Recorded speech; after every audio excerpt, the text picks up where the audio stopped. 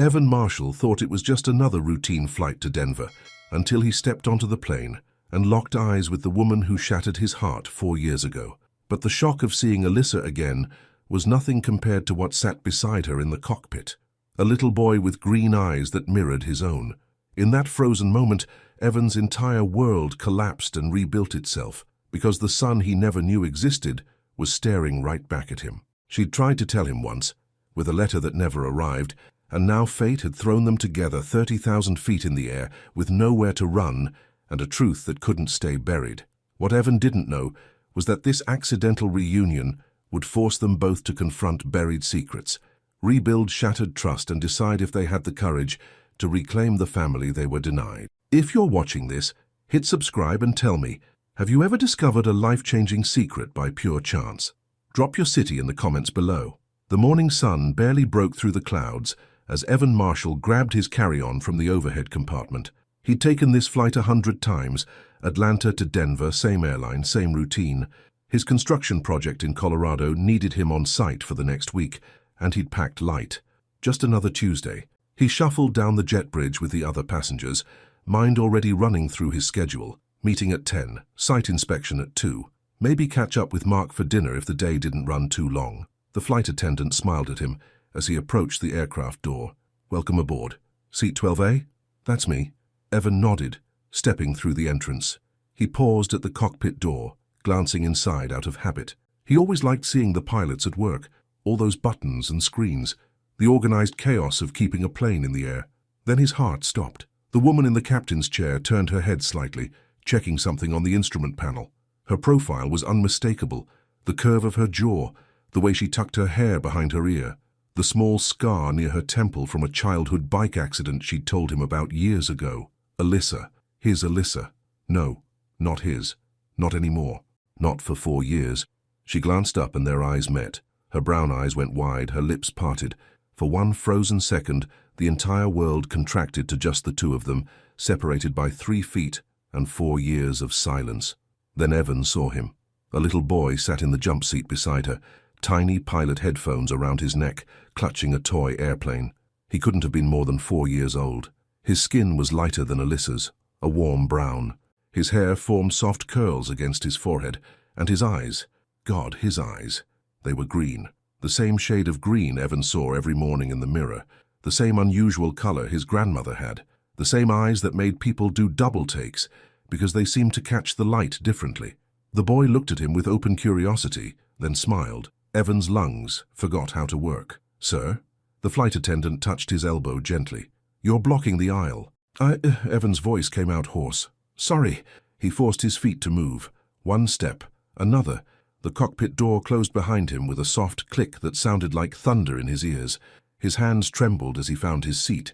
He sat down without looking at the other passengers, without storing his bag, without doing anything except staring at the seat in front of him. A son. She had a son. He had green eyes. Evan's throat tightened. His chest felt like someone had wrapped steel bands around it and pulled them tight. The math was simple and devastating. 4 years old. 4 years since they'd broken up. The timing fit perfectly. He pressed his palms against his thighs, trying to steady himself. Maybe he was wrong. Maybe the boy just happened to have green eyes. Lots of people had green eyes. It didn't mean anything, except it meant everything. The way Alyssa had looked at him. Shocked, guilty, afraid. She knew he'd seen. She knew what he was thinking. The flight attendant made her way down the aisle, checking overhead bins. Sir, you'll need to stow your bag. Evan looked down. His carry-on still sat at his feet. Right, sorry. He shoved it under the seat in front of him with shaking hands. The engines hummed to life. Through the window, the ground crew signaled to the pilots. Somewhere above him, Alyssa sat at the controls, preparing for takeoff. Did her hands shake too? Was she as rattled as he was? A woman in her 50s settled into the seat beside him. First time flying? What? You look nervous. She smiled kindly. Don't worry. Statistically, it's the safest way to travel. Evan managed a weak nod. Thanks. If only she knew. The plane began to taxi.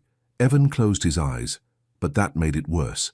Behind his eyelids, all he could see was that little boy, the green eyes, the curious smile, the toy airplane clutched in small hands.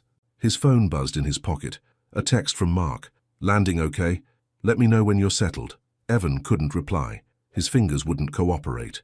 The captain's voice came over the intercom. Smooth, professional, controlled. Alyssa's voice, though she didn't identify herself by name. "Good morning, folks. This is your captain speaking. We've been cleared for takeoff. Flight time to Denver will be approximately 2 hours and 40 minutes. Weather looks good. Sit back, relax, and enjoy the flight." She sounded exactly the same, confident, calm, like she hadn't just had her entire world tipped sideways, or maybe she had 4 years to get used to it. The plane accelerated down the runway. Evan gripped the armrests. He'd never been afraid of flying before, but right now every instinct screamed at him to get off this aircraft, to run, to find somewhere quiet where he could think. The wheels lifted off the ground. Atlanta dropped away beneath them. There was no running now. The first hour passed in a blur. Evan stared out the window without seeing anything. Clouds drifted by. The sun caught the wing just right, turning it silver. None of it registered. A sun. The words kept repeating in his mind like a song stuck on loop. He tried to remember the exact timeline of their breakup. They dated for 2 years. She'd been 25, working toward her commercial pilot's license. He'd been 27, climbing the ladder at his engineering firm. They'd been happy. At least he'd thought they were happy. Then one day she'd said she needed space, that things were moving too fast, that she wasn't sure what she wanted anymore. He'd been crushed. He'd asked if there was someone else. She'd said no, just that she needed time to figure things out. He'd respected that, even though it killed him. He'd moved to a new apartment across town, giving her the space she'd asked for. He'd waited for a call that never came. After 3 months, he'd started trying to move on. He'd gone on a few dates that went nowhere. His heart wasn't in it. Eventually, he'd accepted that Alyssa was gone and focused on work instead. He'd never imagined she'd been pregnant. Why hadn't she told him? The question burned through him. He'd never been the kind of guy who ran from responsibility. If she'd called, if she'd sent a letter, if she'd shown up at his door, he would have been there. No question, no hesitation. But she hadn't. She'd raised their son alone for 4 years. Anger flickered beneath the shock. Then guilt smothered it. Maybe she'd tried to tell him. Maybe he'd missed something. Maybe... "Excuse me, sir?" A younger flight attendant stopped beside his row. Her name tag read, "Emily. Would you like anything to drink?" Evan shook his head. "No, thanks." "You sure?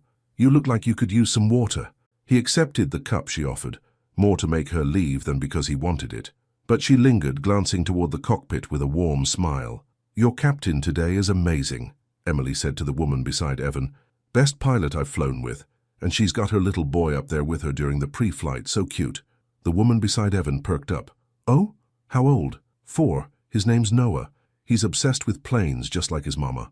Emily laughed. "Earlier he asked me if his daddy flies planes too." Evan's water cup crumpled in his grip. Emily didn't notice. "I told him I didn't know, but maybe someday he will. Sweet kid." She moved on down the aisle. Evan sat frozen. Noah. The boy's name was Noah, and he'd asked about his father. Did Noah know about him? Did Alyssa tell their son anything? Or did the boy think his father just didn't exist? The woman beside Evan leaned over. "Are you all right? You've gone pale." "Fine," Evan managed. "Just not used to flying." She didn't look convinced, but she returned to her magazine. Evan forced himself to breathe slowly, in through the nose, out through the mouth. The technique his therapist had taught him years ago when anxiety tried to swallow him whole. He had to talk to Alyssa as soon as they landed, before she disappeared again. But what would he say? "Hey, is that kid mine?" That sounded insane. Accusatory, like he was challenging her. "Why didn't you tell me?" That was better, but still loaded with hurt. Maybe he should just ask if they could talk. Keep it simple. Let her explain. If she wanted to explain. The plane hit a patch of light turbulence. Nothing serious. Just enough to make the wings dip slightly, the seatbelt sign to ping on. Evan found himself staring at the cockpit door, imagining Alyssa's hands on the controls. She'd always been so good at staying calm under pressure. When they dated, he'd loved watching her prepare for her flight exams. The way she studied every procedure, memorized every emergency protocol. She'd been determined to be the best pilot she could be, and now she was. Captain at 29. That was impressive. Had she done it alone?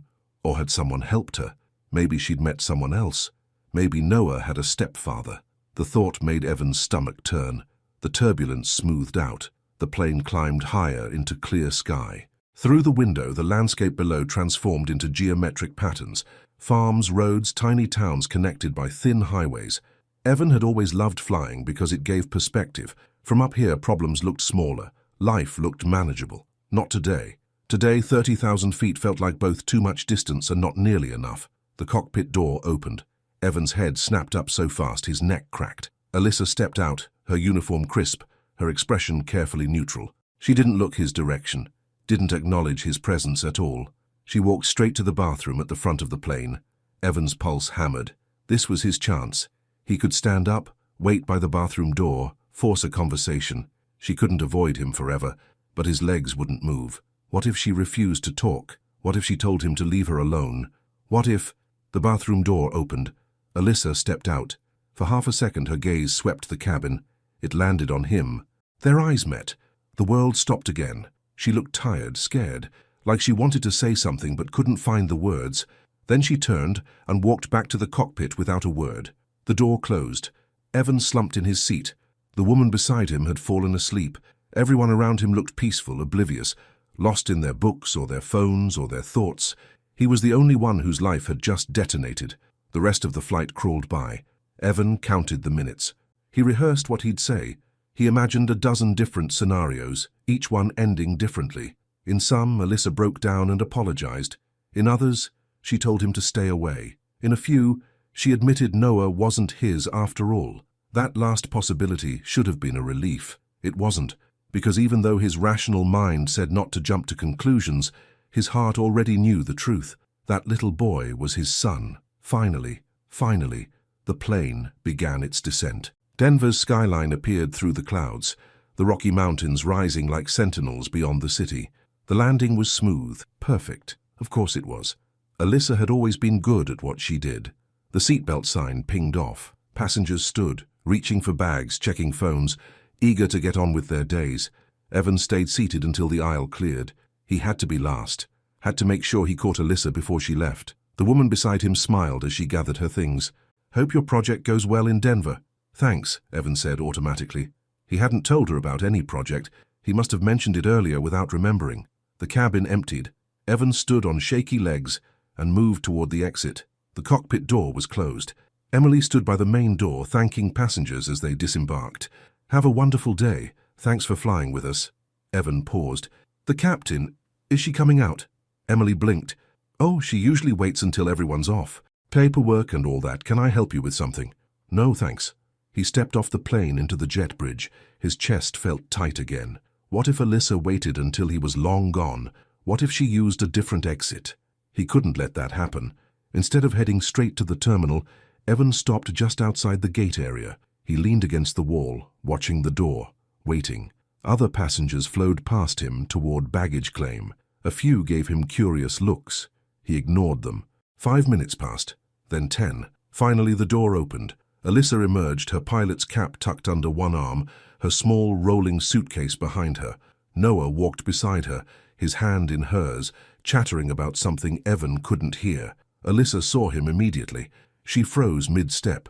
Noah looked up at her, then followed her gaze to Evan. "Mama?" the little boy said.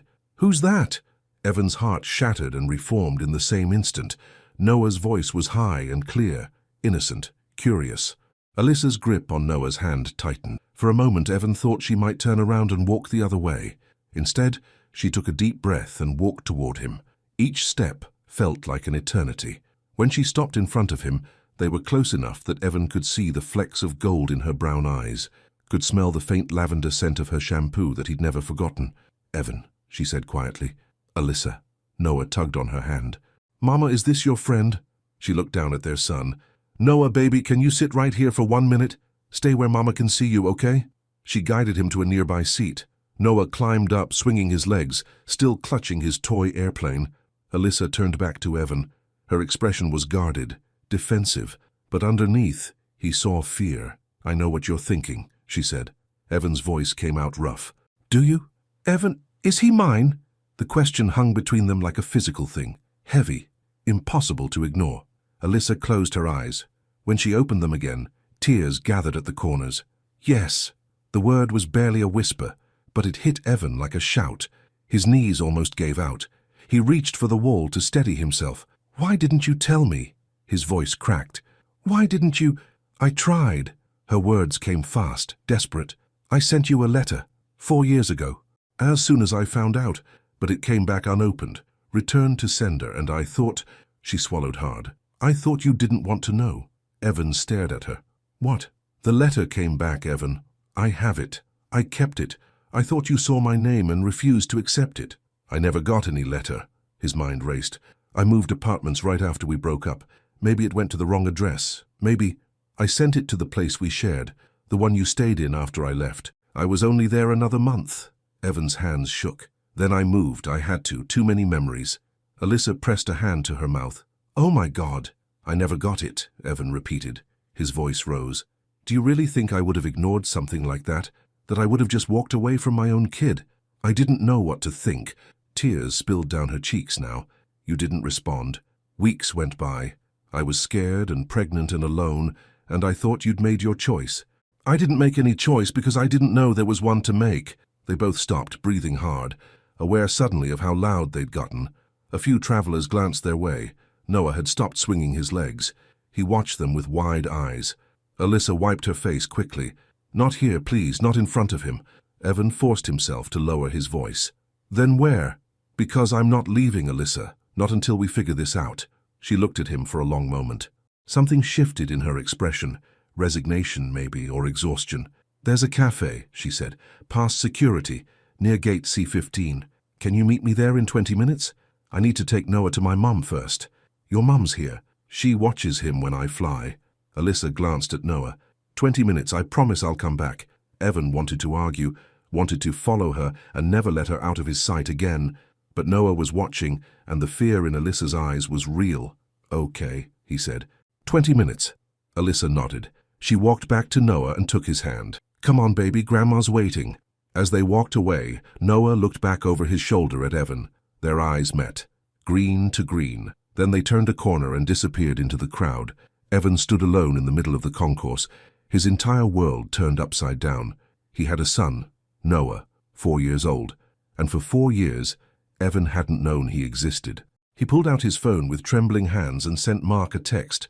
Can't meet tonight. Something came up. I'll explain later. Then he walked toward gate C15, each step feeling like walking through water. 20 minutes felt like a lifetime. The cafe was small and tucked between 2 gates, the kind of place that served overpriced coffee and stale muffins to tired travelers.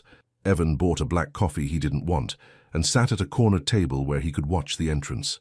His leg bounced under the table. He checked his phone. 18 minutes since Alyssa left, then 19. The coffee grew cold in his hands. What if she didn't come back? What if she'd used those 20 minutes to disappear again? Take Noah and vanish into Denver, change her number, make sure Evan could never find them. He wouldn't blame her. She'd spent 4 years believing he'd rejected them.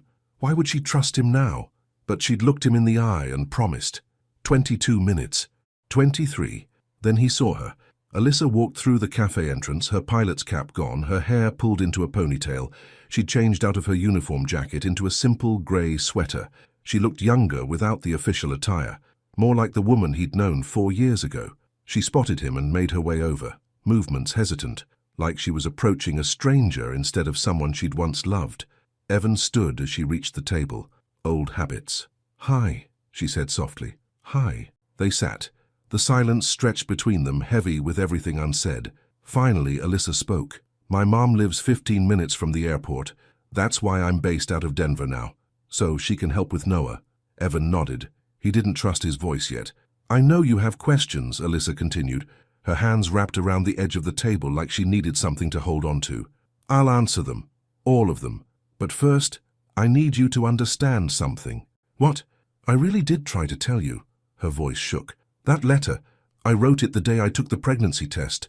I was terrified. We'd been broken up for 2 months, and I didn't know if you'd even want to hear from me. But I thought you deserved to know. Evan's throat tightened. What did it say? That I was pregnant, that I knew the timing was terrible, that I wasn't expecting anything from you, but I wanted you to have the choice to be involved. She looked down at her hands. I checked the mail every day for 2 weeks. Then the letter came back with a stamp on it. Return to sender, addressee unknown. I moved, Evan said again. The words felt hollow, useless. After we broke up, I couldn't stay in that apartment. Everything reminded me of you, so I found a place across town, updated my address with work, with my bank, but I didn't think to tell you because we weren't talking anymore. Yeah, Alyssa's eyes glistened. I thought you'd seen my name on the envelope and refused it, or that you'd moved on purpose so I couldn't find you, and I was so scared and hurt that I convinced myself it was better this way, that Noah and I would be fine on our own. Were you? The question came out sharper than Evan intended. Fine on your own? No. The admission seemed to cost her something. It was hard, really hard. My mom helped as much as she could, but she was still working full-time. I was trying to finish my flight certifications while pregnant, then caring for a newborn while building hours for my commercial license. There were days I didn't think I'd make it. Guilt crashed over Evan like a wave. I should have been there. You didn't know. I should have tried harder to stay in touch. Should have checked on you even after the breakup. Should have... Evan. Alyssa reached across the table, her hand hovering near his but not quite touching. We can't change the past. We can only figure out what happens now. Now. The word hung in the air between them, full of impossible weight. I want to be part of his life, Evan said. The words tumbled out fast, desperate. I know I don't have any right to ask that. I know you've been doing this alone for 4 years and you've probably built a whole life that doesn't include me, but that's my son, Alyssa. And I missed everything. His first word, his first steps. 4 years of birthdays and bedtimes and... His voice cracked. He stopped, pressing his palms against his eyes. When he looked up, Alyssa was crying silently. I'm sorry, she whispered. I'm so sorry you missed all that. If I'd known, if the letter had reached you, it's not your fault. Evan forced the words out. It's nobody's fault. It's just, God, it's such a mess. Yeah. A broken laugh escaped her. It really is. They sat in silence for a moment, the cafe noise washing over them. Someone's phone rang. A barista called out a name. Normal sounds in a world that felt anything but normal. What do we do? Evan asked finally. Alyssa wiped her eyes. I don't know. This isn't something I ever prepared for. I thought I'd never see you again. Did you want to? See me again? She looked at him then, really looked at him. Her gaze traveled over his face like she was memorizing it all over again. Every day, she admitted. I thought about you every single day. Evan's heart stuttered. Then why didn't you try again after the letter came back? Because I was 25 and pregnant and terrified, Alyssa said. And I thought you'd rejected us. I couldn't handle trying again and being rejected a second time, so I told myself it was better to just move forward, build a life for Noah without you in it. Did it work? Sometimes. She smiled sadly. And sometimes Noah would ask about his father, and I'd have to make up stories about why you weren't around. I told him you were away for work, that you loved him, but couldn't be here. I never wanted him to think he wasn't wanted. Evan's chest ached. What did he say? He'd ask when you were coming home. Alyssa's voice broke. And I'd tell him someday. Maybe someday. God, Alyssa. I know. She pressed her hands to her face. I did the best I could. It wasn't perfect, but I tried to give him a good life. I can see that. Evan meant it. He looks happy, healthy. You did an amazing job. Thank you. She lowered her hands. But he still asks about you. Not every day, but enough that I know he feels the absence. Can I meet him? The question burst out before Evan could stop it. Properly, I mean. Not just seeing him in the cockpit. Can I actually talk to him? Alyssa hesitated. Fear flickered across her face. I won't tell him who I am, Evan added quickly. Not yet. Not until you're ready, but I need to talk to him. Even for 5 minutes. Please. She studied him for a long moment. Evan could see the war happening behind her eyes. The protective mother, fighting against the part of her that knew Noah deserved to know his father. There's a park, she said finally. About 10 minutes from my mom's place. Noah loves it. We could meet there this afternoon. You could push him on the swings. Talk to him, see what he's like. Relief flooded through Evan. Thank you. But Evan, Alyssa's expression turned serious. If we do this, you have to be sure. You can't meet him. Let him get attached, and then disappear. He's 4 years old. He won't understand. It'll break his heart. I'm not going anywhere, Evan said firmly. I promise you I'm not disappearing. You say that now. I mean it. They held each other's gaze. Evan tried to pour everything he felt into that look, all the regret and hope and desperate determination to make this right. Finally, Alyssa nodded. Okay, the park, 4 o'clock. I'll text you the address. You still have my number? A faint blush colored her cheeks. I never deleted it. Something warm unfurled in Evan's chest. I never deleted yours either. They stood together. For a moment, they just looked at each other. Two people who'd once meant everything to each other, now trying to navigate an impossible situation. "I'll see you at 4, Alyssa said. "Yeah, 4. She turned to leave, then paused. "Evan? Yeah? I really am sorry for all of it." "Me too." She walked away, disappearing into the airport crowd. Evan sat back down, his legs suddenly unsteady. He pulled out his phone and saw 3 missed calls from Mark. He typed out a quick message.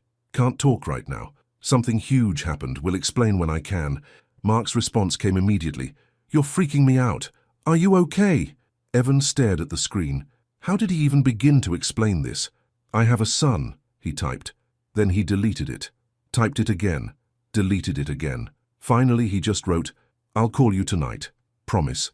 He pocketed his phone and sat in the empty cafe, surrounded by strangers, his whole life rewritten in the span of 2 hours. He had a son, Noah, and in a few hours, he'd actually get to meet him. The park was exactly the kind of place a 4-year-old would love. Colorful play equipment, wide-open grass, tall trees providing shade, a few other families scattered across the area, kids laughing and running while parents watched from benches. Evan arrived 15 minutes early. He couldn't help it. Nervous energy made sitting still impossible, so he'd walked the perimeter twice, trying to calm his racing heart. What did you say to a 4-year-old, especially one who was your son but didn't know it? "Hi, I'm Evan, I like airplanes too." "Hi, I'm a friend of your mum's." "Hi, I'm the father who missed the first 4 years of your life because of a lost letter and terrible timing." None of it sounded right. At exactly 4 o'clock, Alyssa's car pulled into the small parking lot. Evan's breath caught as she got out, then opened the back door. Noah climbed out, wearing a t-shirt with a cartoon airplane on it and light-up sneakers that flashed when he walked. He looked so small, so perfect. Alyssa took Noah's hand and walked toward Evan. She'd changed into jeans and a soft blue shirt. Her hair was down now, falling past her shoulders the way Evan remembered. "Hey," she said as they approached. "Hey." Noah looked up at Evan with those impossible green eyes. "Hi, are you Mama's friend?" Evan crouched down to Noah's level, his knees protesting slightly. "I am. My name's Evan. What's yours?" "Noah Carter." He said it proudly, like he'd just learned his full name recently. "I'm 4. How old are you?" "I'm 31. Noah's eyes went wide. "That's really old." Despite everything, Evan laughed. "Yeah, I guess it is." "Noah, baby, be polite," Alyssa said gently. "Sorry." Noah didn't look particularly sorry. "Do you like airplanes?" "I do, actually." "Me too. I'm going to be a pilot like Mama when I grow up. I already know lots of stuff about planes. Do you want to hear?"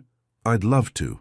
Noah launched into an enthusiastic explanation of different aircraft types, mixing actual facts with creative interpretations that made Evan's heart swell.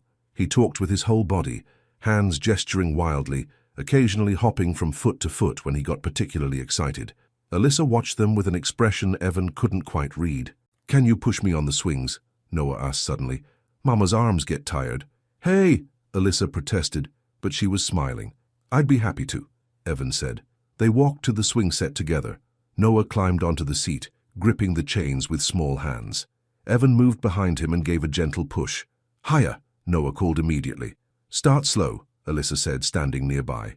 "He thinks he's braver than he is." Evan pushed a little harder. Noah squealed with delight, his legs pumping as he tried to make himself go even higher. "Look, Mama, I'm flying." "I see you, baby." For a few minutes, it was almost normal. A father pushing his son on a swing, a mother watching them both with soft eyes. The kind of scene that played out in parks across the country every day. Except nothing about this was normal. "How's he doing?" Evan asked Alyssa quietly as Noah swung. "Good. Really good, actually." She tucked her hair behind her ear, that familiar gesture. "His preschool teacher says he's smart, curious about everything. He gets frustrated sometimes when he can't figure something out, but he doesn't give up easily." Pride colored her voice. "He gets that from you," Evan said. Alyssa looked at him. "Maybe from both of us." The words settled between them, acknowledgement of the shared DNA running through Noah's veins. "Watch this," Noah called. He'd started dragging his feet, slowing himself down. When the swing came to a stop, he jumped off dramatically and landed in a crouch. "Ta-da! Very impressive," Evan said. "Can we go to the slides now?" "Sure, baby." Alyssa held out her hand, but Noah ran ahead, already scrambling up the ladder. She and Evan followed at a slower pace. He has a lot of energy, Evan observed. That's an understatement. Alyssa smiled. Bedtime is a negotiation every single night. What time does he usually go down? 8 when I can manage it, but he'd stay up until midnight if I let him. They reached the base of the slide just as Noah came down, laughing. He immediately ran back to do it again. He's wonderful, Evan said. Alyssa, you've done such an incredible job with him. Her eyes grew bright. Thank you. That means a lot. They stood side by side, watching Noah play. Other parents probably thought they were a couple. A normal family spending an afternoon at the park. If only they knew. What happens now? Evan asked after a while. After today, I mean. Alyssa was quiet for a moment. I don't know. I need time to think, to figure out how to tell Noah, to... She stopped. This is all happening so fast. I know, but Alyssa, I meant what I said earlier. I'm not going anywhere. Whatever you need, however long it takes, I'll wait. Even if I ask you to be patient, to go slow, especially then. She looked at him, searching his face. You really mean that? I do, Noah called out from the top of the slide. Evan, Mama, watch me go backwards. Noah, don't you dare. Alyssa started forward, but Noah had already repositioned himself and slid down on his stomach, giggling the entire way. He landed in a heap at the bottom, completely fine and utterly pleased with himself. That was dangerous, baby, Alyssa said, but her tone was more exasperated than angry. But it was fun, Noah protested. Evan couldn't help but smile. He's definitely got your sense of adventure. My sense of... Alyssa shook her head. You're the one who once climbed a construction crane just to see the view. That was one time, and it was worth it.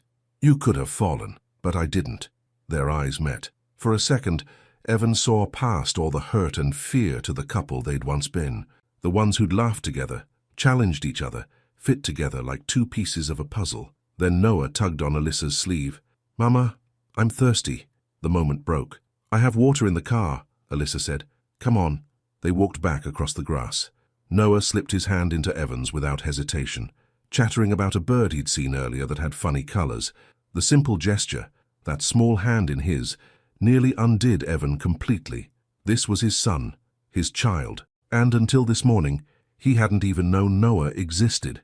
At the car, Alyssa pulled out a sippy cup. Noah drank half of it, then handed it back and immediately started running in circles on the grass. He's going to sleep well tonight, Alyssa said. Can I... Evan hesitated. Can I see him again? Tomorrow, maybe. Alyssa watched Noah spin until he got dizzy and fell down laughing. I have a morning flight, but I'm back by early afternoon. If you want to come to my place, you could. My mom will be there. She'll probably want to meet you. Evan's stomach tightened. How does she feel about all this? She doesn't know yet. Not about you showing up. I'll tell her tonight. Alyssa bit her lip. She's going to have questions. I bet. But she's fair, she'll listen. And she loves Noah more than anything, so if she thinks you being in his life is good for him... Alyssa trailed off. And if she doesn't, then we'll figure it out. Alyssa met his eyes. But Evan, she's been his grandmother for 4 years. She's been there for every milestone I couldn't handle alone. Her opinion matters to me. I understand. Noah ran back over, his curls slightly damp with sweat. Mama, can Evan come to our house? I want to show him my planes. Alyssa and Evan exchanged glances. Maybe another day, baby, Alyssa said carefully. Noah's face fell. But I want to show him now.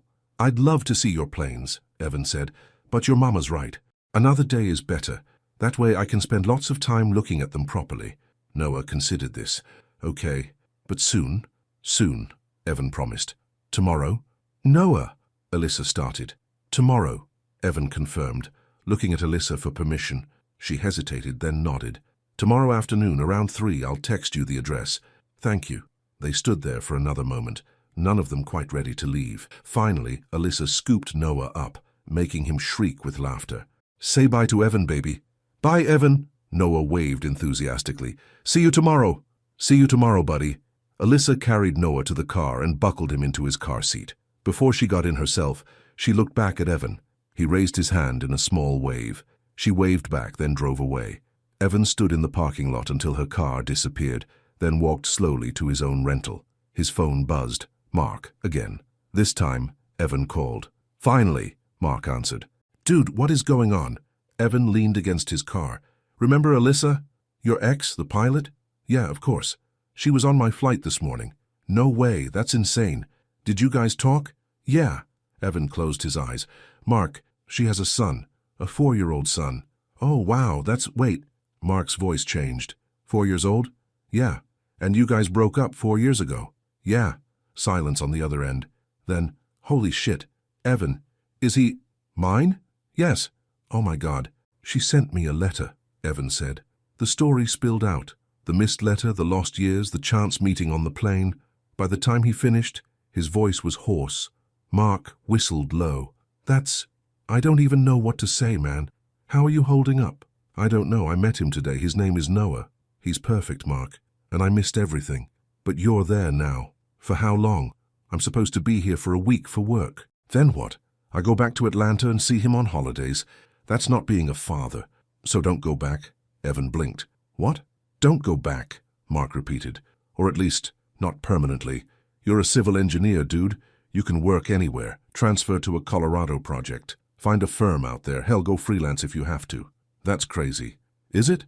You just found out you have a kid you want to be in the life of. That doesn't happen from 1,000 miles away. Evan's mind raced. Could he do that? Uproot his entire life? Leave Atlanta, his job, his apartment? But what was any of that compared to Noah? I need to think, Evan said. Think fast. You've already lost 4 years. Thanks for the reminder. Sorry. But seriously, man, this is huge. Whatever you need, a place to crash, someone to talk to, references for Colorado jobs, I've got you. Thanks, Mark. Call me tomorrow. Let me know how it goes. Will do. Evan hung up and sat in his car, staring at nothing. Don't go back, the words echoed in his head. Could he really do it? Leave everything behind to be near a son he'd just met? Yes, his heart answered immediately. Yes. But his head knew it wasn't that simple. Alyssa had built a life without him. She'd learned to be a single mother, found her own rhythm, created routines that worked. He couldn't just crash into that world and expect her to make room. Could he? His phone buzzed, a text from Alyssa. Thanks for today. Noah can't stop talking about you. Evan's heart swelled. He typed back, thank you for letting me meet him. See you tomorrow. 3 dots appeared, then disappeared, then appeared again. Finally, yeah, tomorrow. Evan drove back to his hotel in a daze. He walked past the front desk, into the elevator, down the hall to his room. Everything felt surreal. This morning, he'd been a single guy with a straightforward life. Now, he was a father. The word still didn't feel real. Father, dad, daddy. That last one hit him hardest, because Noah had asked about his daddy, had wondered where he was, had been told, maybe someday. Well, someday was now. Evan pulled out his laptop and opened a job search site. He typed in Civil Engineering Colorado and stared at the results. Mark was right. He could work anywhere. The question wasn't whether he could make it work logistically. The question was whether Alyssa would let him. Evan barely slept. He spent half the night researching engineering firms in Denver, the other half staring at the ceiling, replaying every moment with Noah. The way the boy had laughed, the trust in his small hand, those green eyes that mirrored Evan's own. By morning, he'd made a decision. He called his boss at 7 a.m. Atlanta time. Evan, everything okay? David sounded concerned. You're supposed to be in Colorado on the Richardson project. I know. I'm here. But David, I need to talk to you about something. Shoot. Evan took a breath. I need to request a transfer, permanently, to Colorado. Silence. Then, this is sudden. What's going on? Personal situation. Family matter. I can't explain everything right now, but I need to be in Denver long term. More silence. Evan could practically hear David thinking through the implications. The Richardson project runs another 6 months. After that, we don't have anything lined up in Colorado. I understand. If you can't make it work, I'll have to resign. Whoa, hold on. Let's not jump to that. You're one of my best engineers. David sighed. Give me 48 hours. Let me see what I can do. Maybe we can find something, or at least extend the Richardson timeline. Relief flooded through Evan. Thank you, I really appreciate it. Just promise me this isn't about a woman. Evan almost laughed. It's about my son. I didn't know you had a son. Neither did I. Until yesterday. Another long pause. Okay, that's definitely a family matter. I'll make some calls.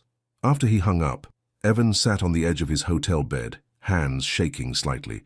He'd just potentially sacrificed his career. But the alternative, going back to Atlanta and being an absent father, wasn't an option. Noah deserved better than that. At 2:30, Evan's phone buzzed with Alyssa's address. He'd already showered and changed 3 times, unable to decide what to wear. Eventually he settled on jeans and a simple grey button-down, casual but respectful, meeting the family appropriate. The drive took 15 minutes. Alyssa's apartment complex was nice, not fancy, but well-maintained. Trees lined the parking lot. A playground sat in the center courtyard. Evan found her unit number and stood outside the door, heart pounding. Through the thin walls, he could hear Noah's voice, high and excited, then a woman's voice, older, measured, Alyssa's mother. He knocked before he could lose his nerve. Footsteps approached. The door opened. Alyssa stood there wearing leggings and an oversized sweatshirt, her hair in a messy bun. She looked tired but beautiful. Hi, come in. Evan stepped inside. The apartment was small but cozy. Pictures covered the walls, mostly of Noah at various ages, a few of Alyssa in her pilot uniform. One of an older couple Evan assumed were her parents. Evan! Noah came running from a back room, clutching a toy airplane in each hand. You came, I have so many planes to show you. I can't wait to see them, Evan said, crouching down. Noah, give him a second to breathe. Alyssa smiled, despite her words. Why don't you set up your airport in the living room? We'll be right there. Okay. Noah raced off. Alyssa lowered her voice. My mum's in the kitchen. Fair warning. She's protective, and she has a lot of questions. I figured. Just be honest with her. She can tell when people are lying. Evan nodded. His mouth had gone dry. They walked into the kitchen. A woman in her mid-50s stood at the counter, cutting vegetables. She had Alyssa's eyes and the same determined set to her jaw.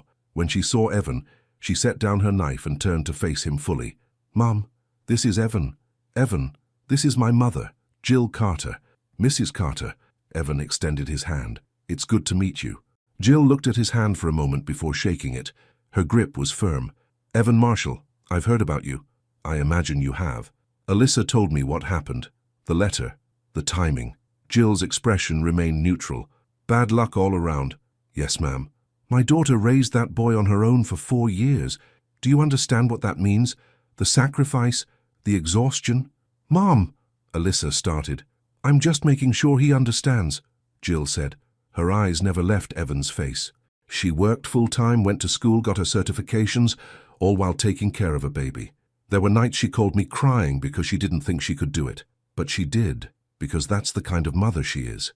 I know, Evan said quietly, and I'm grateful she's such a good mother. But Mrs. Carter, if I'd known about Noah, I would have been there. I would have helped with the night feedings and the doctor's appointments and everything else. I didn't get that choice. Jill studied him. What are your intentions now? Mom, this isn't an interrogation. I want to be in Noah's life, Evan said. Whatever that looks like. I know I can't make up for the lost time, but I can be present from now on. You live in Atlanta. I'm working on that. Jill's eyebrows rose. Meaning? Meaning I've already talked to my boss about transferring here, permanently. Alyssa's head snapped toward him. You did what? I can't be Noah's father from 1,000 miles away, Evan said, meeting her eyes. So I'm not going to be 1,000 miles away. Evan, you can't just uproot your life. Why not? You've been doing everything alone for 4 years. The least I can do is be in the same city. Silence filled the kitchen. Alyssa looked stunned. Jill's expression had softened slightly, though she still watched Evan carefully. That's a big decision, Jill said finally. It's the right decision. For who? You or Noah? For all of us, I hope. Evan turned back to Jill. Mrs. Carter, I can't change the past. I wish I could. But I can show up now. I can be the father Noah deserves, if you and Alyssa give me the chance. Jill picked up her knife and resumed cutting vegetables. For a moment, Evan thought that was her answer, a silent dismissal. Then she said, Noah's been asking about his father more lately, especially since he started preschool and saw other kids with their dads. It breaks my heart every time. Mine too, Alyssa said softly. If you're serious about this, Jill continued, still focused on her cutting board, then you need to understand something. That boy is the center of our world. If you hurt him, if you promise to be there and then disappear, I will never forgive you, and neither will Alyssa. I understand. Do you? Jill finally looked up. Because it's easy to make promises in the beginning, when everything is new and exciting, but parenting is hard. It's exhausting. It's showing up even when you're tired, even when you'd rather be doing something else. Can you do that? Yes. How do you know? Because I've already missed 4 years, Evan said, his voice roughened. Every birthday, every Christmas, every time he learned something new. I can't get those back, but I'm not missing anything else. Not if I can help it. Jill held his gaze for a long moment. Then she nodded once. Okay, okay? I'm not saying I trust you yet. Trust is earned. But I'm saying I won't stand in your way. If Alyssa thinks this is right for Noah, then I'll support it. She pointed her knife at him, not threateningly but firmly. But I'm watching, understand? Yes, ma'am. Good. Now go look at those toy airplanes before Noah comes in here and drags you out himself. Evan glanced at Alyssa. She still looked shell-shocked, but she managed a small nod toward the living room. He found Noah on the floor, surrounded by at least 20 toy planes of various sizes. He'd arranged them in neat rows, creating what looked like an airport terminal. This is my airport, Noah announced proudly. See, these are the big planes that go far away. These are the small planes. And this one, he held up a battered plastic fighter jet. This is my favorite. Grandma gave it to me for my birthday. Evan sat down on the floor beside him. That's a great collection. Which one flies the fastest? Noah's eyes lit up. Well, the jets are fastest, but Mama says the big planes are better because more people fit inside. He launched into a detailed explanation of airplane hierarchy, according to a 4-year-old's logic. Evan listened, genuinely fascinated by the way Noah's mind worked, categorizing, comparing, creating elaborate stories for each aircraft. Alyssa appeared in the doorway, leaning against the frame, watching them. When Evan caught her eye, something passed between them. Not quite forgiveness, not quite trust, but something softer than the fear that had been there before. Maybe hope. Evan, can you help me fix this one? Noah held up a plane with a broken wing. The wing came off, and now it can't fly right. Let me see. Evan examined the toy. The wing had snapped at the joint. I think we can fix this. Do you have any tape? Mama has the good tape, the kind that sticks really well. I'll get it, Alyssa said. She returned with clear packing tape. Evan carefully reattached the wing, wrapping the joint several times to reinforce it. Noah watched intently, his small face serious with concentration. There, Evan handed it back. Try it now. Noah held the plane up and zoomed it through the air. The wing held. His face broke into a huge grin. You fixed it. Mama, look, Evan fixed my plane. I see that, baby, that's great. Can you fix all my broken toys? Alyssa laughed. Noah, Evan's not a toy repair service. But he's good at it. I don't mind, Evan said. If you have other broken toys, I can take a look. Noah scrambled up and ran to his room. They heard drawers opening, things being moved around. He returned with an armful of toys in various states of disrepair. A car missing a wheel, a puzzle with bent pieces, a stuffed dinosaur with a torn tail. Oh, Noah, Alyssa sighed. You don't have to fix all of those today, Evan. It's okay. Really. Evan picked up the car. This one's easy. The wheel just popped off. See? He pressed it back into place. It clicked and held. Noah's eyes went wide. Mama's been telling me it's too broken to fix. I said we'd have to throw it away if I couldn't fix it, Alyssa corrected, which is different. For the next half hour, Evan worked through Noah's pile of broken toys. Some were easy fixes, others required more creativity, like using a rubber band to reattach the dinosaur's tail. Noah sat beside him the entire time, asking questions, handing him things, completely absorbed. Alyssa eventually sat down too, cross-legged on the other side of Noah. The three of them formed a small circle on the living room floor, working together. It felt natural, right, like family. Okay, buddy, Alyssa said eventually. We need to think about dinner soon, and Evan probably has other things to do. No, I don't, Evan said automatically. Then he caught himself. I mean, unless you want me to go... Can Evan stay for dinner? Noah asked. Please, Mama, please. Alyssa bit her lip. Evan might have plans. I don't, he said again. If you're okay with it, I'd love to stay. She looked at him for a long moment. He could see her weighing the decision. Every time he stayed longer, every moment they spent together, it got more complicated. Noah would get more attached.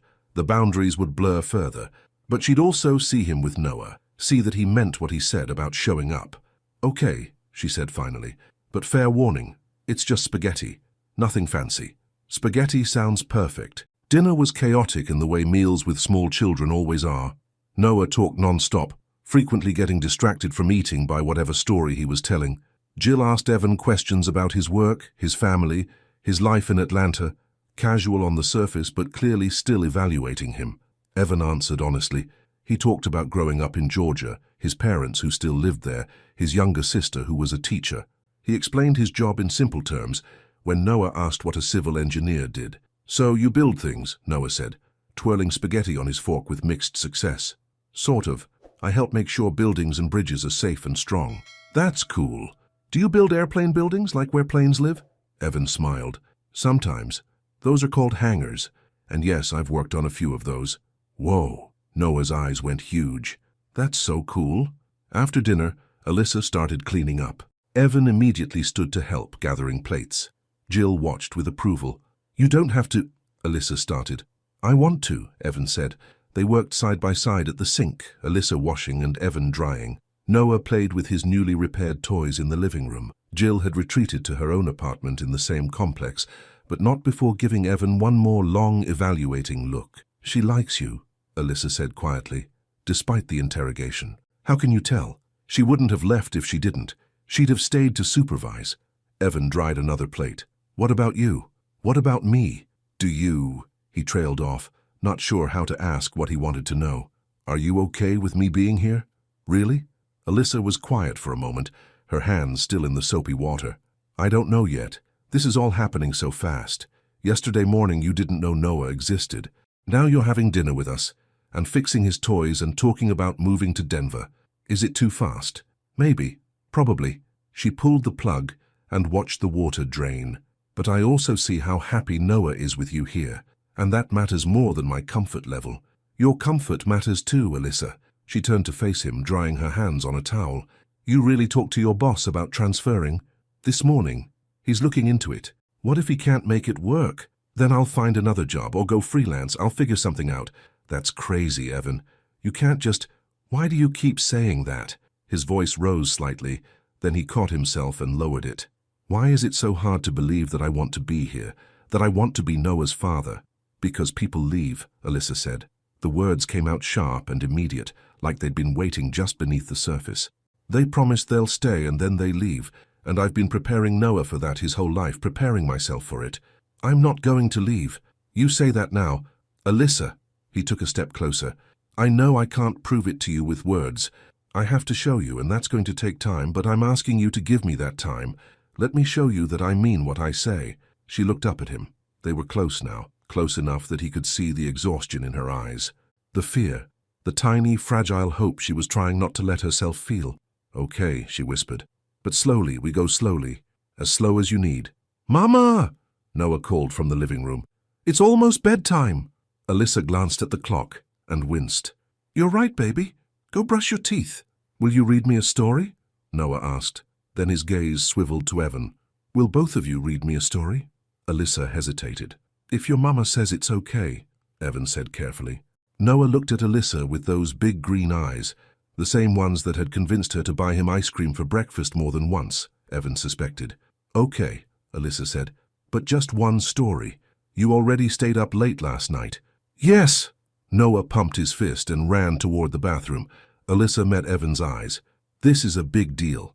Reading bedtime stories. That's—" "I know." Evan's throat felt tight. "Are you sure?" "No, but I'm doing it anyway." Noah's room was small but filled with personality. Airplane posters covered the walls. Glow-in-the-dark stars dotted the ceiling. A bookshelf overflowed with picture books and some beginning readers. Noah, now in pajamas covered with cartoon clouds, climbed into bed clutching a well-worn stuffed animal that might have been a dog at some point, but was now mostly loved into abstraction. "What are we reading tonight?" Alyssa asked, sitting on the edge of the bed. "This one." Noah pulled out a book about a plane that was afraid to fly.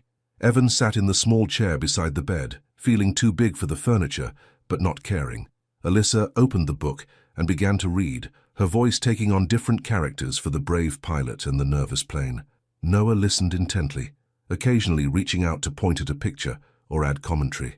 Halfway through, his eyes started to droop. When Alyssa finished, Noah's voice was sleepy. That was good. "Mama, will you sing the song?" "What song?" Evan asked. "We have a bedtime song," Alyssa said, a faint blush coloring her cheeks. "It's silly." "It's not silly," Noah protested. "It's the best song." Alyssa began to hum softly, then sing, a simple melody about stars and dreams and flying. Her voice was beautiful, clear and warm. Noah's eyes drifted closed. Evan watched them, his heart so full it hurt. This was what he'd missed. These quiet moments, the routines that made up a childhood, the songs and stories and stuffed animals that meant the world to a little boy. When Alyssa finished, Noah was almost asleep. She leaned down and kissed his forehead. "Good night, baby." "Night, Mama." Then, without opening his eyes, "Night, Evan." "Good night, Noah." They slipped out of the room, leaving the door cracked. The glow-in-the-dark stars were already starting to shine. In the living room, the silence felt heavy, significant. "Thank you," Evan said, "for letting me be part of that." "He wanted you there." Alyssa wrapped her arms around herself.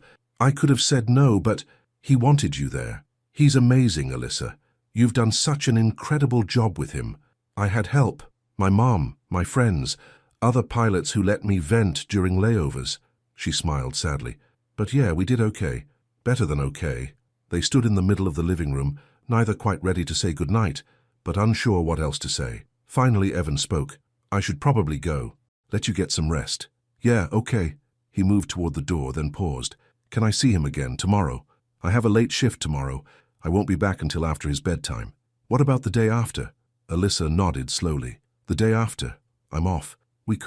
Maybe we could do something together, the three of us. I'd really like that." At the door, Alyssa reached out and caught his hand. The touch sent electricity through him. "Evan?" "Yeah? Thank you. For not giving up. For being here. There's nowhere else I'd rather be." She squeezed his hand once, then let go. "Good night." "Good night, Alyssa." Evan walked to his car in a daze. He sat behind the wheel for a long moment before starting the engine, replaying the evening over and over. Noah's laughter. Alyssa's song. The feeling of belonging somewhere he'd never expected to belong. His phone buzzed. A text from Alyssa. He just called out from his room. Said he forgot to tell you something. "What?" Evan typed back. "He said to tell you he's glad you came and he hopes you come back soon." Evan's vision blurred. He blinked hard and typed, "Tell him I'll definitely come back, as many times as he wants." 3 dots appeared. Then, "Be careful. He's going to hold you to that." "Good. I want him to." The dots appeared and disappeared several times. Finally, "Get some rest. You look exhausted." Evan smiled. "So do you. Hazard of single parenthood. Maybe not single for much longer." He sent it before he could second-guess himself, then immediately wondered if he'd gone too far. But Alyssa's response came quickly. "One day at a time, remember. We're going slow, right? Slow. I can do slow. Can you?" Evan thought about the past 24 hours, meeting Noah, fixing toys, reading bedtime stories, feeling like part of something real for the first time in 4 years. "Honestly, it's going to be hard, but for you and Noah, I'll try. That's all I'm asking." Evan drove back to his hotel with hope blooming in his chest for the first time since he'd boarded that plane yesterday morning. He had a son, and maybe, just maybe, he had a chance at the family he'd never known he wanted. The next 2 weeks fell into a rhythm that felt both natural and impossibly fragile. Evan saw Noah almost every day, sometimes just for an hour or two, sometimes for entire afternoons when Alyssa had time off. They went to parks. They built elaborate structures with building blocks. They watched airplanes take off from a spot near the airport where Noah pressed his face against the fence and narrated every departure. And slowly, carefully, Evan learned what it meant to be a father. He learned that Noah didn't like his sandwich crusts cut off. He wanted them on but refused to eat them. That he had a particular stuffed elephant named Peanut who had to be positioned just right at bedtime or Noah couldn't sleep. That he asked why approximately 600 times a day and actually wanted real answers. He also learned about Alyssa all over again. She was even stronger than he remembered. Watching her juggle flight schedules and parenting, and the exhaustion that came with both showed him exactly what she'd survived these past 4 years. She moved through her days with quiet determination, always putting Noah first, rarely complaining even when Evan could see how tired she was. But she was also scared. He saw it in the way she watched him with Noah, like she was waiting for him to fail, to prove her fears right, to disappear. He was determined not to give her that satisfaction. His boss called on Thursday with news. "I found something. Richardson project can extend 8 months if we need it. After that, there's an airport expansion in Colorado Springs that's looking for a lead engineer. It's yours if you want it." "I want it," Evan said immediately. "It means 2 years minimum in Colorado. Maybe longer if the project expands." "That's perfect." "Evan, I have to ask, you're sure about this? You've built your whole career in Atlanta." I'm sure, Evan said. This is where I need to be. After he hung up, he sat in his hotel room, feeling lighter than he had in years. He had a plan. He could stay. He could be the father Noah deserved, and the man Alyssa needed him to be. He texted Alyssa immediately. Good news. I can stay in Colorado long term. Work found projects that'll keep me here at least 2 years. Her response took a few minutes. Wow. Are you sure that's what you want? Completely sure. This is where my family is. The 3 dots appeared and disappeared several times before her response came. We should talk about that. About what this means. Tomorrow? After you're off work? Tomorrow. Mum can watch Noah for a few hours. That night, Evan couldn't sleep again. But this time, it wasn't from shock or grief. It was anticipation, hope, the feeling that maybe, finally, things were falling into place. They met at a coffee shop halfway between Alyssa's apartment and Evan's hotel. It was quiet, tucked into a corner strip mall, the kind of place locals loved, but tourists never found. Alyssa arrived 5 minutes after him, wearing jeans and a soft green sweater that brought out the gold in her brown eyes. Her hair was down, falling in loose waves past her shoulders. She looked beautiful. She'd always looked beautiful. Hi, she said, sliding into the seat across from him. Hi, I got you a latte. Vanilla, 2 pumps, extra foam. Unless your order changed. A small smile touched her lips. It hasn't changed. They sat for a moment, sipping their drinks. The silence comfortable but weighted with everything they needed to say. So, Alyssa began, you're really staying. I'm really staying. For 2 years. At least. She traced the rim of her cup with one finger. Evan, I need you to understand something. Noah is starting to get attached to you, really attached. When you're not around, he asks about you. When you are around, he lights up. And that's wonderful, but it's also terrifying. Why? Because what if this doesn't work? What if you stay for a few months and realize this isn't what you want? What if you meet someone else and decide you don't want to be tied to your ex and her kid? Our kid, Evan corrected gently. And Alyssa, I'm not going anywhere. How many times do I have to say that before you believe me? I don't know.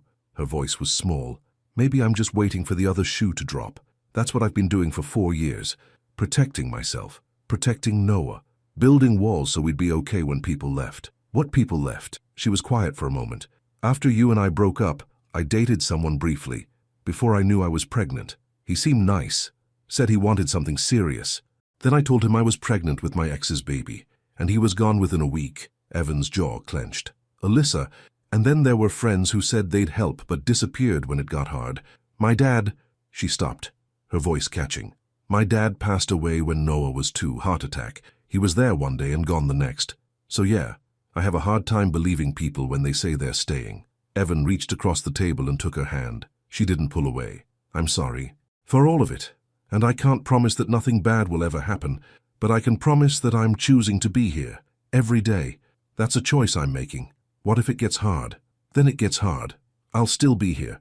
What if Noah has a tantrum and screams that he hates you? Then I'll wait it out and still be here. What if I have a breakdown and push you away? Then I'll give you space and still be here. Alyssa's eyes glistened. You make it sound so simple. It is simple. Not easy, but simple. I love that kid, Alyssa. I know I've only known him 2 weeks, but I love him, and He stopped, the words catching in his throat. And what? He took a breath. This was the moment. The truth he'd been dancing around since he'd seen her in that cockpit. And I never stopped loving you. Alyssa's breath hitched. Evan, I know. It's too soon to say that. We've been apart for 4 years. We're different people now. But it's the truth. I loved you 4 years ago. I grieved losing you. And now that you're back in my life, all those feelings came flooding back like they never left. That's not fair, she whispered. I know. I'm sorry. But you wanted honesty. She pulled her hand back and wrapped both arms around herself. I can't think about us right now. There's too much to figure out with Noah first. How we co-parent. How we tell him you're his father. How we build routines and boundaries, and I understand. Do you? Because I need you to really understand.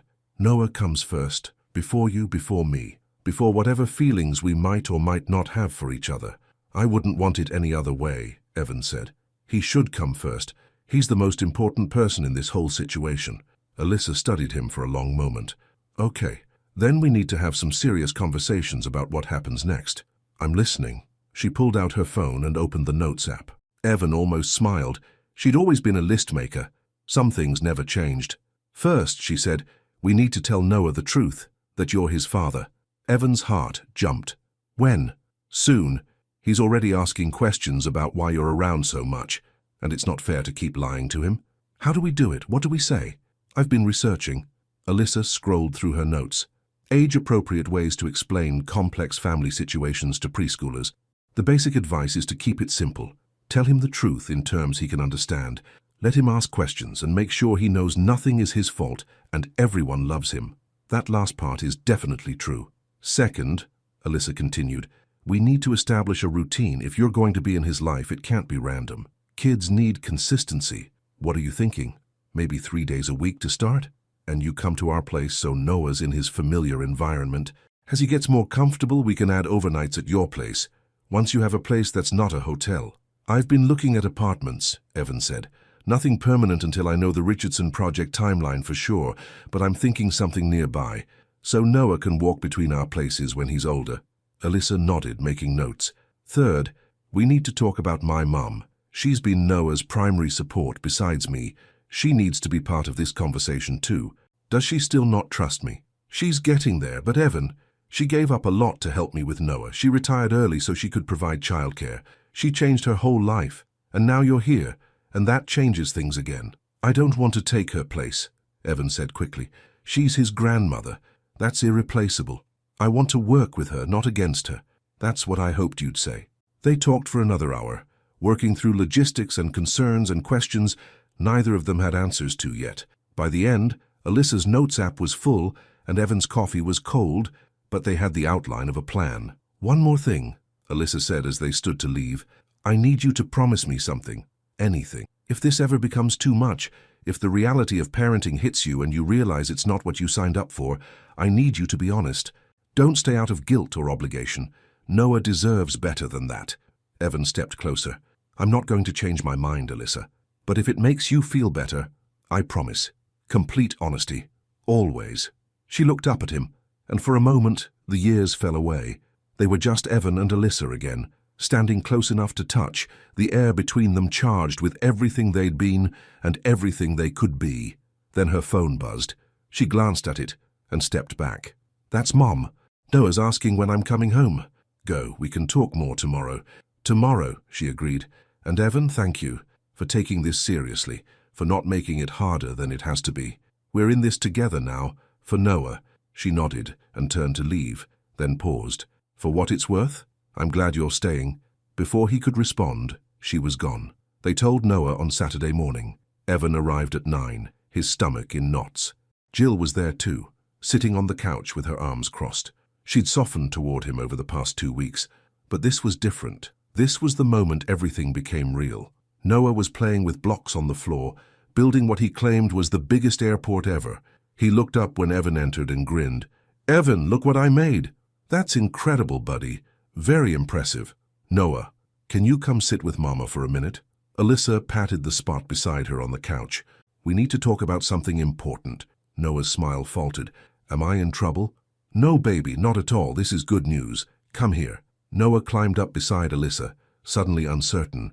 Evan sat in the chair across from them, his heart hammering. Alyssa took Noah's hand. Noah, do you remember how you've been asking about your daddy? About where he is? Noah nodded, his green eyes wide. Well, Alyssa said carefully, I have something to tell you. Your daddy didn't go away because he didn't love you. He went away because I didn't know how to tell him about you, and that was a mistake. But now he's here. Noah looked confused. Where? Alyssa glanced at Evan, then back at Noah. Honey, Evan is your daddy. Silence. Noah looked at Evan, then at Alyssa, then back at Evan. His small face scrunched up in concentration, trying to process what he'd just heard. Evan is my daddy, he said slowly. Yes, Alyssa said. He's been away because Mama made a mistake, but he's here now, and he loves you very much. He always has, even when he didn't know about you. Noah stared at Evan. You're my daddy? Evan's throat was too tight to speak. He nodded. How come you didn't come before? Because I didn't know about you, Evan managed. Your mama tried to tell me, but the message got lost. And I'm so sorry I wasn't here sooner. But I'm here now, and I'm not going anywhere. Noah thought about this. So you're staying? Yes, forever, forever. Noah's face crumpled. For a heart-stopping moment, Evan thought he'd cry, thought he'd reject the whole idea. Then Noah slid off the couch and walked over to Evan. He climbed into his lap and wrapped his small arms around Evan's neck. "I'm glad you're my daddy," he whispered. "I always wanted a daddy." Evan's composure shattered. He hugged Noah tight, tears streaming down his face. "I always wanted to be your daddy. From the moment I found out about you." Alyssa was crying too, covering her mouth with her hand. Even Jill had tears in her eyes. They stayed like that for a long moment, father and son, holding each other for the first time, with the truth finally between them. When Noah pulled back, he looked at Evan seriously. "Can I call you Daddy now instead of Evan?" "I would love that," Evan said, his voice breaking. "I would love that so much." "Okay, Daddy." Noah smiled, then hopped down and ran back to his blocks. "Daddy, come help me build. I need help with the tower part." Just like that, the world shifted. Evan was no longer Mama's friend. He was Daddy. He looked at Alyssa. She was smiling through her tears, nodding permission. Evan got down on the floor with Noah and started building. The next few weeks transformed everything. Noah called him Daddy constantly, sometimes just to hear himself say it. Evan moved into a furnished apartment 10 minutes from Alyssa's place and started accumulating all the things a part-time parent needed: toys, books, a toddler bed for when Noah was ready for overnights. They established routines. Evan picked Noah up from preschool on Mondays, Wednesdays, and Fridays. They'd go to the park or get ice cream or just hang out at Evan's place building things and watching cartoons. On weekends, they did things as a trio: Alyssa, Evan, and Noah. Zoo trips, movies, grocery shopping, which somehow became an adventure when Noah insisted on helping pick out vegetables. Jill watched it all with a careful eye, but Evan could feel her approval growing. One night, when he brought Noah home after an afternoon at the Children's Museum, she pulled him aside. "You're doing good," she said simply. "He's happy, really happy." "Thank you, Mrs. Carter. That means a lot. Call me Jill. If you're going to be around, and it looks like you are, we might as well be on a first-name basis." It felt like a benediction. But as Evan settled into fatherhood, he couldn't ignore the other things simmering beneath the surface. The thing he and Alyssa carefully didn't talk about. The way his heart jumped when she laughed. The way she blushed when their hands accidentally touched while reaching for Noah's toys. The way they'd catch each other's eyes across a room and hold the gaze a second too long. They were co-parenting successfully, building trust, becoming a team, but they weren't together, and Evan didn't know if they ever would be. Everything shifted one evening in late October. Alyssa had a short regional flight, just 2 hours there and back. Evan picked Noah up from Jill's and brought him back to Alyssa's apartment to wait for her return. They were reading books on the couch when Alyssa's key turned in the lock. She walked in looking exhausted, still in her uniform, hair pulled back in a tight bun. "Mama!" Noah scrambled off the couch and ran to her. "Hi, baby!" She scooped him up and kissed his forehead, but Evan could see the tension in her shoulders. "Rough flight?" he asked. "Long day." She set Noah down. "Baby, can you go play in your room for a few minutes? Mama needs to talk to Daddy." Noah looked between them, sensing something, but he nodded and ran off. Alyssa collapsed onto the couch. "We had a warning light mid-flight. Nothing serious, just a sensor malfunction, but it triggered all the protocols. And then there was weather coming in, so we had to hold for 20 minutes before landing. And then the passenger in 7B got airsick all over the cabin and..." She pressed her hands to her face. "I'm just tired." "When's the last time you had a day off?" "I don't remember." "Alyssa, I know, but I'm building seniority, proving I can handle the difficult routes. It matters for promotions down the line." Evan moved closer. "You can't pour from an empty cup." Spoken like someone who hasn't had to be a single parent for 4 years, the words came out sharp. She winced immediately. "I'm sorry, that wasn't fair." "It's okay. It's not okay." She looked at him, and her eyes were red. "I'm exhausted, Evan. I've been exhausted for years. And I thought I was handling it, but now you're here and I see what it's like to have help and I realize how hard it's been. And I'm angry about that. Which isn't fair to you because you didn't know, but I'm still angry." "Then be angry," Evan said. "You've earned the right to be angry." "Have I?" "Yes. You've been doing this alone, running yourself into the ground trying to be everything for Noah. That's not sustainable, and you shouldn't have had to do it." Tears spilled down her cheeks. "I'm so tired." "I know, and I'm scared." "Of what?" "Of letting myself need you," she whispered. "Of letting Noah need you too much. Of building something that could fall apart." Evan took her hands. "I can't promise we won't have hard days." or that we won't mess up. But I can promise I'm not leaving. I'm here, Alyssa, for Noah, and—" he took a breath, "for you, Evan. I know you said we're focusing on Noah first, and we are. But I can't keep pretending I don't still have feelings for you, that watching you be an amazing mother doesn't make me fall for you all over again. This is complicated, I know. We have a child together. We have to make that work no matter what happens between us. I know that too." She looked at their joined hands. "What if we try this and it doesn't work? What if we end up hating each other? What if we don't?" Alyssa laughed, a broken sound. "That's a terrible argument." "It's the only argument I have." Evan squeezed her hands gently. "I'm not asking you to jump into anything. I'm just asking you to consider the possibility that maybe we could have something good." She was quiet for a long moment. Then, "I need time. Take all the time you need. But Evan, I need you to know something." "What?" "I never stopped loving you either." The admission came out so quietly, he almost missed it. "I tried. God, I tried. But you were always there in the back of my mind. Every time Noah smiled and I saw your eyes, every time someone asked about his father and I had to lie, you were always there." Evan's heart stuttered. "Alyssa, but loving someone and being able to trust them are different things. I need to know I can trust you, really trust you. Not just with Noah, but with my heart. How do I prove that?" "Time," she said again. "Just keep showing up. Keep being consistent. Keep being you." "I can do that." She looked up at him, and something had shifted in her eyes. Not quite hope, but not fear either. Something in between. Something like possibility. "Okay," she said. "Then let's see what happens." Before Evan could respond, Noah appeared in the doorway. "Are you done talking? I want to show Mama my new drawing." Alyssa wiped her eyes quickly and smiled. "Show me, baby." As Noah ran back to get his artwork, Evan and Alyssa sat side by side on the couch. Their hands were still loosely linked between them. Neither of them let go. A month passed, then another. The days grew shorter as November turned into December. Denver got its first real snow, and Noah lost his mind with excitement. Evan and Alyssa took him to the park to build a snowman, and the resulting creation looked more like a snow blob, but Noah insisted it was perfect. Evan spent Thanksgiving with Alyssa's family, just her, Noah, and Jill.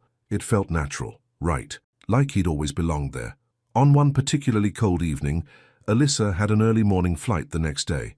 Evan stayed late after putting Noah to bed, helping her prep her flight bag and meal prep for the week. "You don't have to do this," Alyssa said, watching him pack containers. "I'm capable of feeding myself." "I know you are, but I'm here, and I want to help." She leaned against the counter, a soft smile on her face. "You're pretty good at this domestic stuff. I've had practice. And motivation." "Yeah? Yeah, turns out I really like taking care of the people I love." The words hung in the air. Alyssa didn't run from them this time. Instead, she crossed to him and stood close. "Evan? Yeah? Would you want to stay? Tonight, I mean. It's late and you have the early pickup tomorrow anyway." The couch pulls out into a bed. His heart raced. "Are you sure?" "No," she admitted. "But I'm asking anyway." He stayed. They talked late into the night, sitting on that pull-out couch, sharing stories from the years they'd missed. She told him about Noah's first steps, his first word, airplane naturally, all the tiny moments that had made up his childhood. Evan told her about the years he'd spent thinking about her, wondering if she was happy, hoping she'd found what she was looking for. "I did," she said softly, "but not the way I expected." "No? I thought being alone made me strong. Turns out letting someone help me makes me stronger." They fell asleep there on the couch, not quite touching but close enough to feel each other's warmth. When Evan woke in the morning, Alyssa was already up and dressed in her uniform. Moving quietly so as not to wake him, she noticed his eyes open and smiled. "Good morning," she whispered. "I'm heading out. Noah's still asleep. He'll probably wake up in about an hour." "Okay. Have a safe flight." She paused, then leaned down and kissed his forehead. "Thank you for everything." Before he could respond, she was gone. Evan lay there for a moment, the ghost of her kiss still warm on his skin, and let himself hope. 1 month passes, described in 2 bridging sentences. Over the next month, Evan became a steady presence in Noah's daily life, not just 3 days a week, but woven into their everyday routine. By the start of the next month, their routines felt natural and peaceful, like they'd always been a family. It was late January when everything finally came together. Alyssa had a training flight scheduled, a small scenic route over the Rockies, the kind of run pilots took to keep their certifications current. Noah had been begging to go up with her for weeks. "Please, Mama, Please, he'd asked at breakfast that morning. I promise I'll be good. Alyssa had looked at Evan, a silent question in her eyes. I'll come too, Evan had offered, if that's okay. Someone to wrangle this wild child while you focus on flying. She'd smiled, the real smile, the one that lit up her whole face. I'd like that. Now, as they stood on the tarmac beside a small training aircraft, Noah bounced with barely contained excitement. Daddy, look! Mama's plane is so cool. It really is. Evan helped Noah into his seat, buckling him in carefully while Alyssa ran through her pre-flight checks. She climbed into the pilot's seat, confident and capable, completely in her element. Evan sat behind her with Noah strapped in beside him, pressed against the window so he could see everything. The engine roared to life. Noah's eyes went wide. Here we go, buddy, Evan said, taking Noah's hand. The plane rolled down the runway, picking up speed. Then, with a gentle lift, they were airborne. Noah gasped, his face pressed to the glass as the ground fell away beneath them. Mama, we're flying! We're really flying! Yes, we are, baby, Alyssa called back, joy in her voice. The mountains rose ahead of them, snow-capped and majestic in the afternoon sun. The sky stretched endless and blue. Denver sprawled below, a patchwork of streets and buildings and tiny lives being lived. Evan watched Alyssa pilot the plane with steady hands, her movements precise and confident. He watched Noah's face, lit up with pure wonder, and he felt something settle deep in his chest. This was his family, not perfect, not simple, but real, and his. Alyssa glanced back over her shoulder, catching his eye. You okay back there? Better than okay, Evan said. Yeah? Yeah. We made it through the storm, Alyssa. We made it. Her eyes glistened, but she was smiling. We really did. Noah tugged on Evan's sleeve. Daddy, look, I can see our building. Where, buddy? There, the one with the red roof. As Noah pointed out landmarks, chattering excitedly, Alyssa flew them over the mountains. The plane handled the air currents smoothly, rising and dipping gently. After a while, she brought them around in a wide arc, heading back toward the airport. The sun had begun its descent, painting the sky in shades of orange and pink. Best flight ever, Noah declared as they descended. Evan couldn't argue. The landing was smooth. Perfect, really. Alyssa taxied to their spot and shut down the engine. For a moment, they all just sat there, suspended in the perfect quiet that came after flight. Then Noah unbuckled himself and threw his arms around Evan's neck. That was amazing. Can we do it again? Someday, Alyssa said, climbing out of the pilot's seat. She helped Noah out of the plane, then turned to Evan. What did you think? I think you're incredible, he said honestly, and I think Noah's going to be a pilot just like his mama. I am, Noah agreed. I'm going to fly planes and go everywhere, and he continued planning his future career as they walked across the tarmac toward the hangar.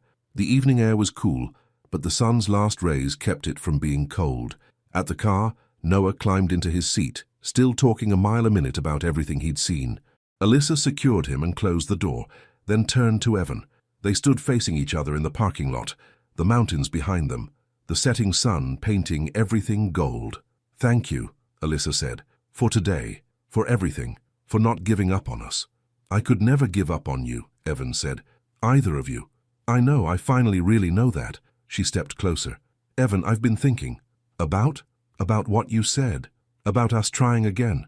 About the possibility of something good. His heart began to race. And I think, she bit her lip, that nervous gesture he'd always loved. I think I'm ready, if you are, to try, not just for Noah, but for us. Are you sure? No, she admitted with a laugh. I'm terrified, but I'm also tired of being scared, and I'm tired of pretending I don't want this. Want you. Evan reached up and cupped her face in his hands. I want this too. I want all of it. You, Noah, the chaos and the hard days and everything in between. It won't be easy. Nothing worth having is. She smiled through tears. When did you get so wise? I had 4 years to think about what I'd say if I ever got this chance again. And I love you, Alyssa Carter. I loved you 4 years ago. I loved you when I didn't know where you were. And I love you now, maybe even more than before. Evan, you don't have to say it back. I just needed you to know. But I want to say it back. She laughed, and it was the most beautiful sound he'd ever heard. I love you too. I think I always have, even when I was angry and hurt and trying to convince myself I didn't. He kissed her then, soft and sweet and full of promise. It felt like coming home, like finding something he'd lost and thought was gone forever. When they pulled apart, Noah was tapping on the car window. "Are you guys done talking? I'm hungry." They both laughed. "Come on," Alyssa said, taking Evan's hand. "Let's go home." "Home," Evan repeated. "I like the sound of that." They drove back as the sun set completely, the car filled with Noah's chatter and plans for their next adventure. Alyssa's hand found Evan's over the center console. He laced their fingers together and didn't let go. At the apartment, Jill was waiting with dinner already prepared. She took one look at their joined hands and smiled. "About time," was all she said. They ate together, all four of them, a family now officially and completely. Noah told Jill every detail of the flight, his words tumbling over each other in his excitement. Alyssa and Evan kept catching each other's eyes, smiling for no reason, except that they could. After dinner, Noah insisted on showing Grandma Jill the new model airplane Evan had bought him. While they played in the living room, Evan and Alyssa cleaned up the kitchen side by side. "So what happens now?" Evan asked, drying a plate. "Now," Alyssa considered. "Now we figure it out as we go. Build a life together. Make mistakes and fix them. Be a family. A real family. The realest." She set down her dish towel and turned to face him. "I know it took us a long time to get here. 4 years and a lost letter and a chance meeting on an airplane. But Evan, I think we were always heading toward this moment. We just took the long way around." "Sometimes the long way is worth it," Evan said, "because it makes you appreciate the destination." "Is that what this is? Our destination?" "No, this is our beginning." She smiled and kissed him again, and through the doorway, they could hear Noah's laughter mixing with Jill's, the sound of home and family, and everything they'd both been searching for without knowing it. Love hadn't disappeared. It had waited. And with courage, honesty, and second chances, they'd built something stronger than either of them could have built alone. A family. Their family. Finally, completely and forever theirs. The end.